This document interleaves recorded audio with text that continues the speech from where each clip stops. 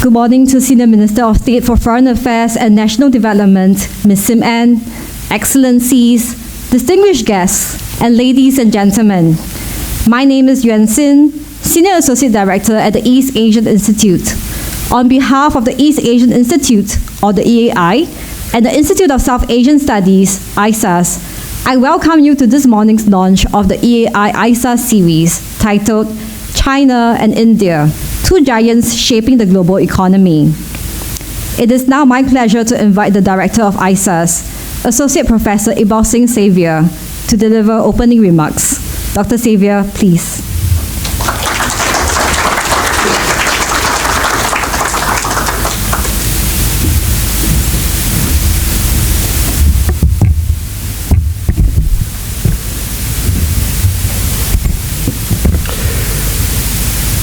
Ms. Sim, Senior Minister of State for Foreign Affairs and National Development, Dr.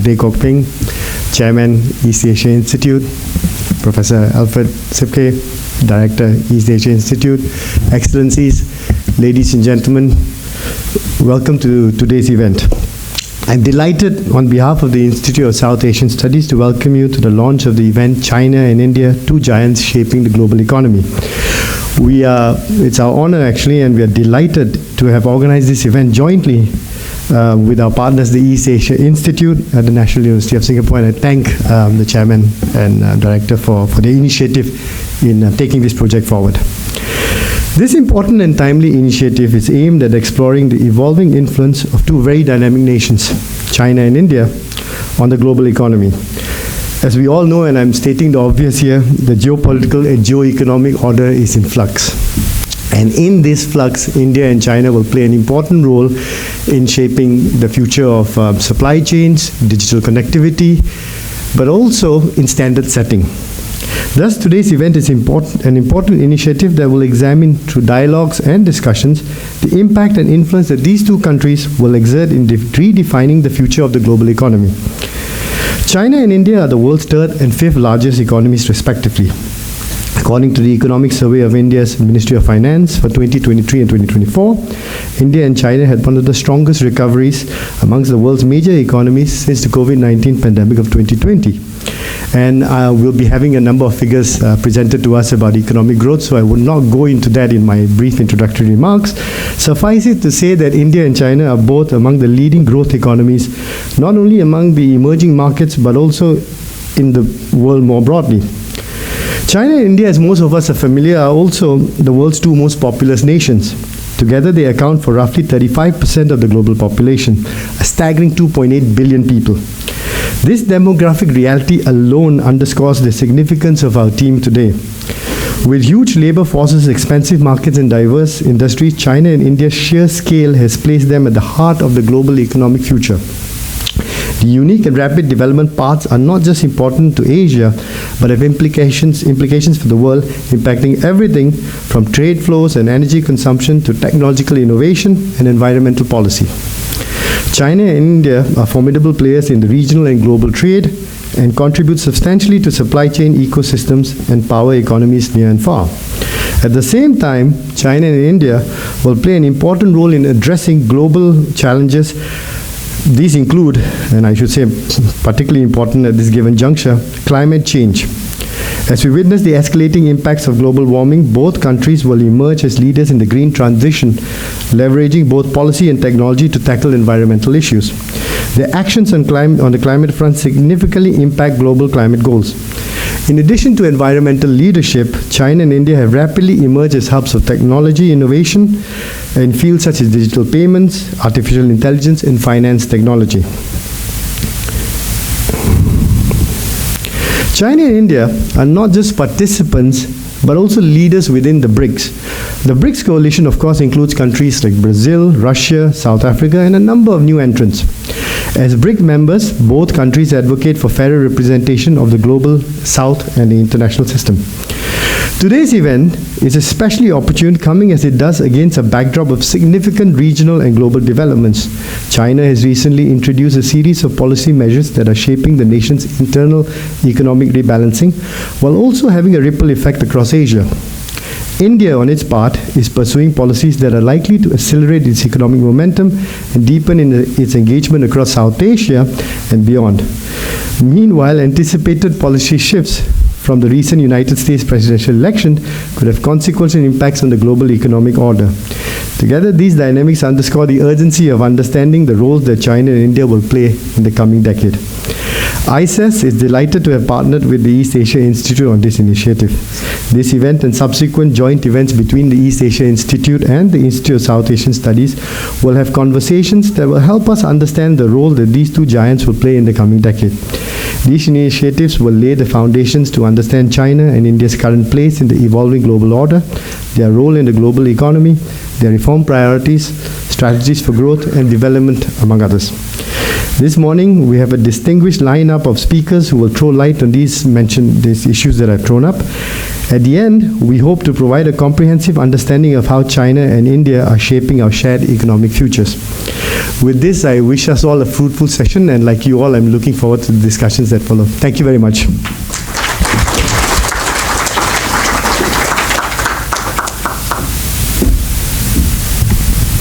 Thank you, Dr. Sevea. May I now invite Dr. Peng, Chairman of the East Asian Institute, to introduce Ms. Sim Ann.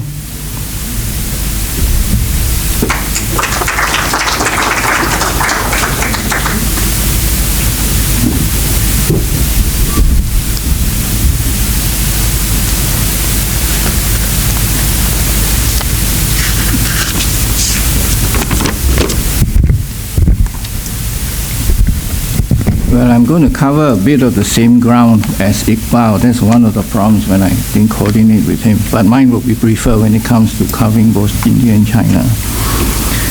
Well, ladies and gentlemen, colleagues and friends, good morning. China and India are two economic giants shaping the global landscape. China boasts the world's second largest economy, while India ranks fifth and probably will rank fourth soon. Much has been written about the growth trajectories of these economies and whether India might emerge as the next China.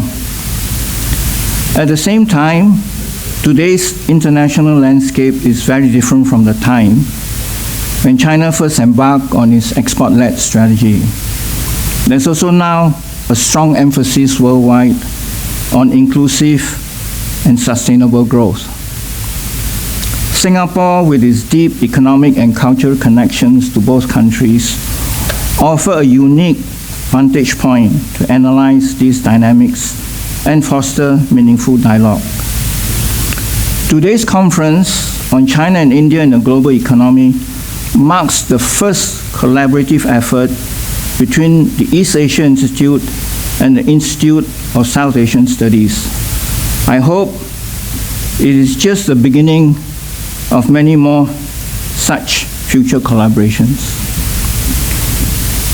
It now gives me great pleasure to introduce our guest of honor for today's launch, Senior Minister of State for Foreign Affairs and National Development, Ms. Sim Ann.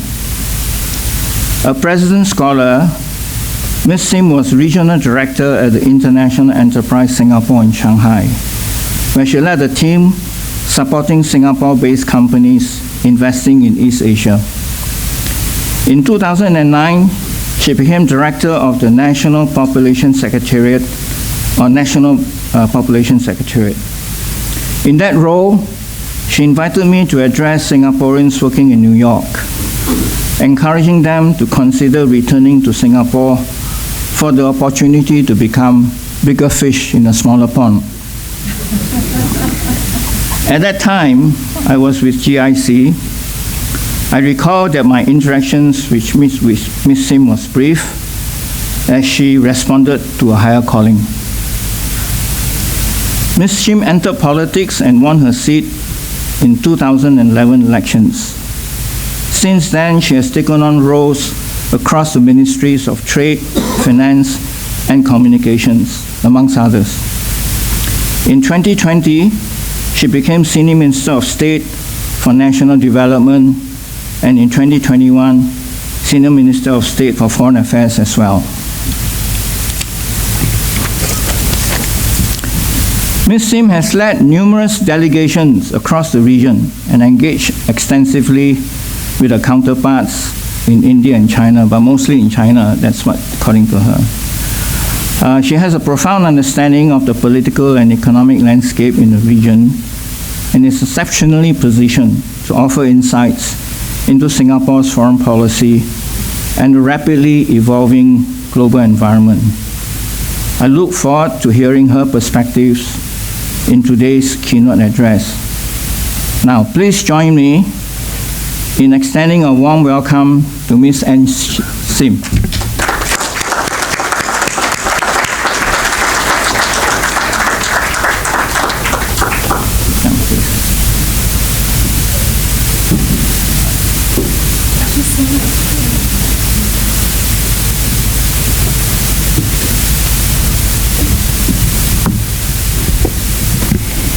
Dr.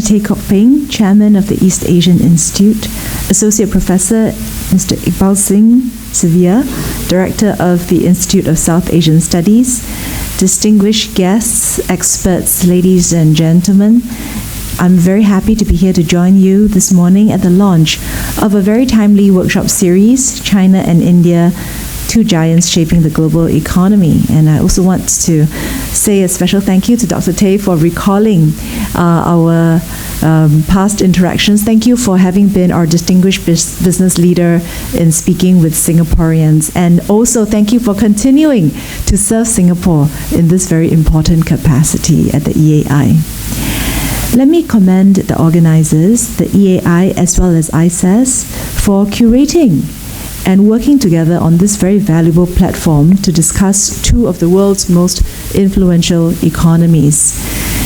In fact, I wish I could stay the whole day to benefit from the discussions. Alas, that's not possible, but I hope in the short time here that I can also absorb as much as possible about the insights that participants have to share about these two very important economies. China and India are both economic powerhouses and pivotal players on the world stage, whose heft and weight only continue to grow. Together, they now represent around 35% of the world's population. China, as we know, is the second largest economy in the world, which accounts for nearly 20% of the world's GDP and around 14% of global merchandise exports. It is also a dominant player in various industries such as automotive, manufacturing, renewable energy, and technology. As for India, it overtook China to become the world's most populous country in 2023. It is, as pointed out earlier, currently the fifth largest economy in the world and projected to become the third largest economy by 2040, and that's actually very near. India has emerged as a leader in sectors such as infotech, pharmaceuticals, professional services, and increasingly manufacturing as well. Both China and India are undergoing socio-economic transformation on a scale and at a pace unprecedented in human history. In their pursuit for sustained growth, each faces unique challenges. China is now shifting its economic model towards boosting domestic consumption and achieving a more sustainable external balance. It has taken steps to address long-standing issues, including measures to stabilize its beleaguered property sector. However, as the Chinese economy transitions, it faces the dual pressures of high youth unemployment and an aging population, which will strain its pension system. Beijing has recently taken steps to extend the retirement age to 63 years for men and 55 or 58 years for women by 2040. For India, the challenge is one of scale and harnessing its demographic dividend. It must continue to address its physical infrastructure deficits, especially in transportation, energy, and urban infrastructure. While 65% of India's population is currently below 35 years old, It also has to contend with unemployment rate of 7.8%. The government will have to simultaneously invest heavily in skilling its youth and creating jobs to satisfy their aspirations for a better future and ensure that they have the right skill sets for India's emerging industries. India and China both face challenges that require innovative solutions and a strong commitment to reform. Over the years, China and India's relations have also encountered various ups and downs. Bilateral ties have been affected by border tensions, which have sometimes escalated into conflict and clashes, most recently with the 2020 skirmishes in the Galwan Valley. Today, both countries are competing for influence in South Asia and the Indian Ocean and for leadership of the global South. Growing US-China contestation has also impacted the China-India relationship. There are new dynamics between these three countries as they balance national security and economic considerations. We are already seeing the restructuring of supply chains and an increase in economic restrictions against each other. Despite these issues, both China and India recognize each other as neighbors with a long history of cultural and economic ties. Beijing and New Delhi are keenly aware of the value of bilateral cooperation. They continue to work together in areas like climate change and education, and through mechanisms such as BRICS and the Shanghai Cooperation Organization. Notably, in 2023, China-India trade reached a record high. China and India have shown that they can manage their relationship pragmatically. Last month, the two countries reached an agreement on patrolling arrangements along the line of actual control in Ladakh. This paved the way for a meeting between President Xi Jinping and Prime Minister Narendra Modi on the sidelines of the BRICS summit, their first formal meeting in 5 years.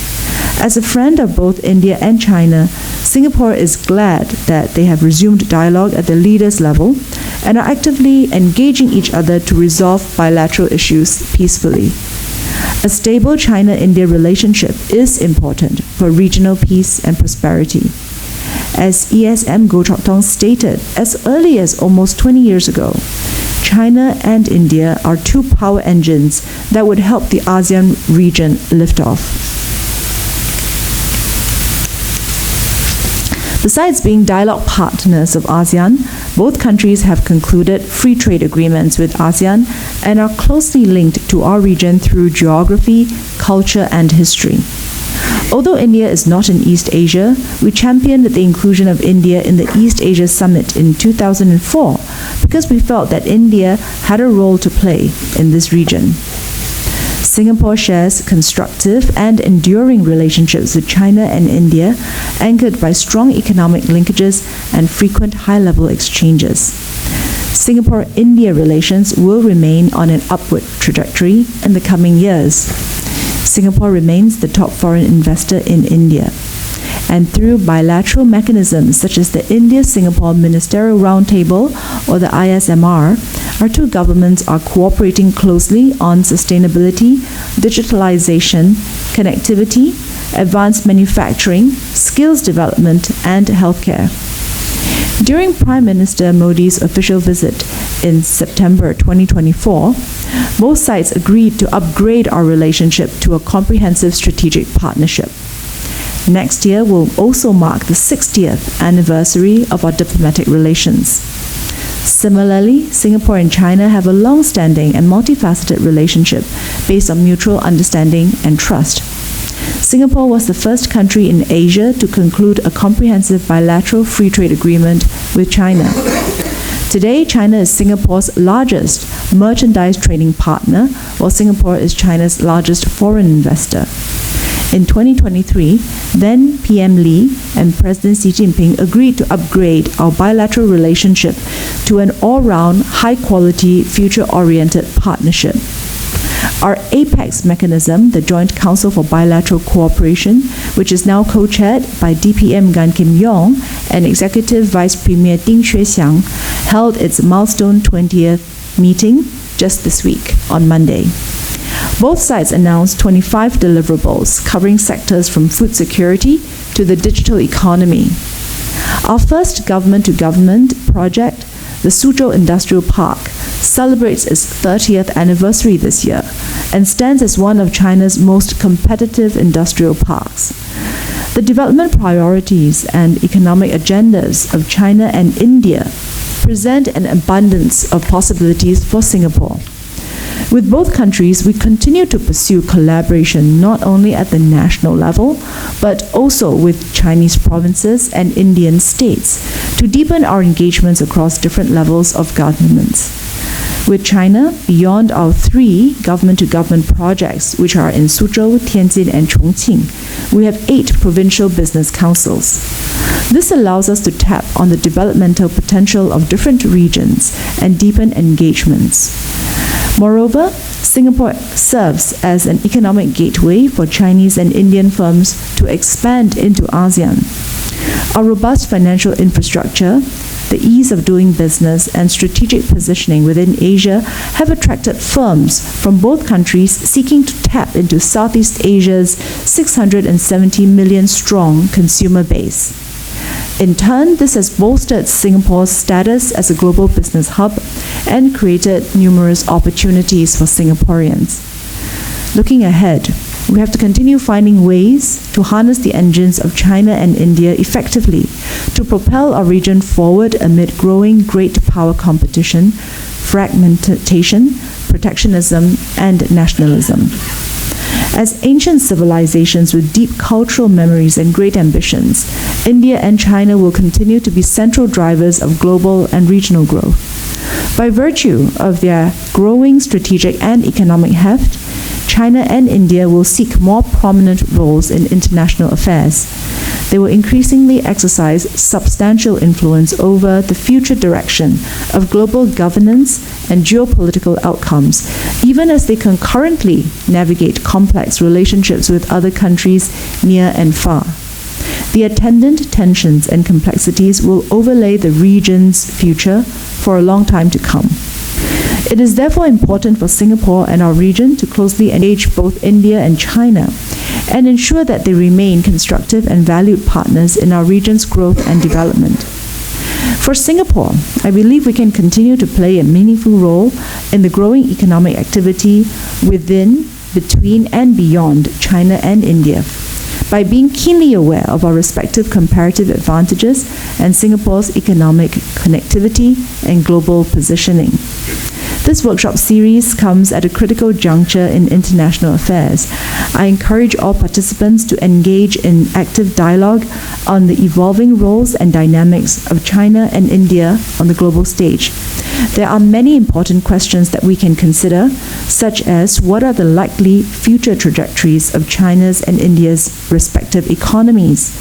In what ways can the two countries work together bilaterally and multilaterally to address challenges of the global commons, including through newer platforms like BRICS and the Shanghai Cooperation Organization? And how might China and India engage constructively with our region? I look forward to the outcomes of your discussions. Thank you very much for this opportunity.